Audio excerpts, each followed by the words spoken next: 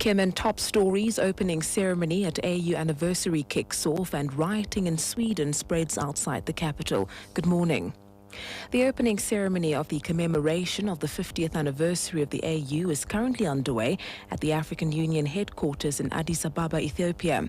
Several African heads of state and international guests, including U.S. Secretary of State John Kerry and United Nations Secretary General Ban Ki-moon, are attending the ceremony. Chairperson of the African Union Commission, Nkosazana Dlamini-Zuma, says the continent has made great strides in seeking solutions to its own problems, but a lot remains to be done. There is no greater example of solidarity than in the sacrifices of African peacekeepers across the continent.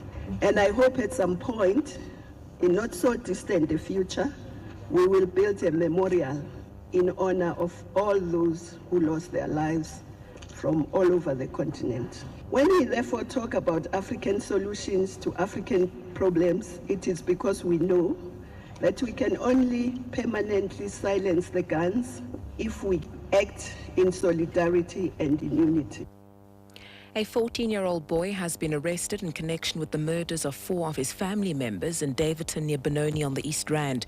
It's alleged that the boy, who started by praying an unusual prayer before midnight on Thursday, used a sharp object, possibly an axe, to slaughter his mother, grandmother and 7-year-old brother.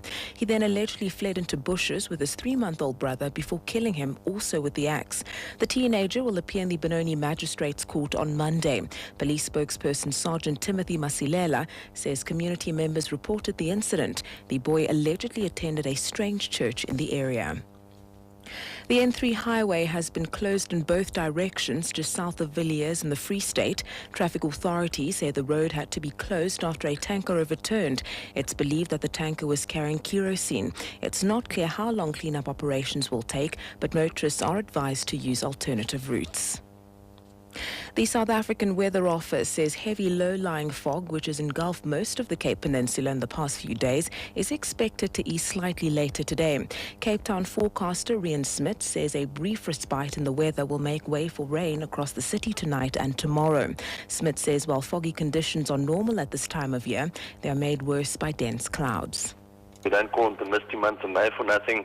It's due to the weak onshore flow that we're experiencing ahead of frontal systems that are approaching. As far as the fog is concerned that we're currently experiencing, it's going to lift and break, but it's going to be very slowly, and that's due to high-level cloud above this fog that's actually causing a blanket effect, keeping the sun out.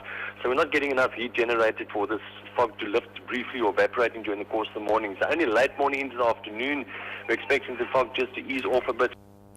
In other news, preparations for this afternoon's Nedbank Cup final between South African soccer giants SuperSport United and Kaizer Chiefs is gaining momentum in Durban. Amakhosi are on a high after taking home the league title for the first time in 8 seasons. On the other hand, the win for the defending champion SuperSport United would see them put behind what's been a rather bumpy ride. The game at Moses Mabhida Stadium is already sold out. Former Orlando Pirates and Kaizer Chiefs goal poacher Paulin Dlanyane believes that this will not be an easy game. It's not easy. It is not easy, this game, because it's not like a league whereby you still wait for a second round. This is a one-off thing. Whoever's going to misuse that chance it's hard luck for them. But whoever going to make sure that they score goals and probably create more chances, they're the one who's going to win. And finally, in news abroad, there is heavy police presence in the streets of the Swedish capital, Stockholm. The city appears calm after 5 nights of violence, but for the first time, disturbances have spread outside the capital.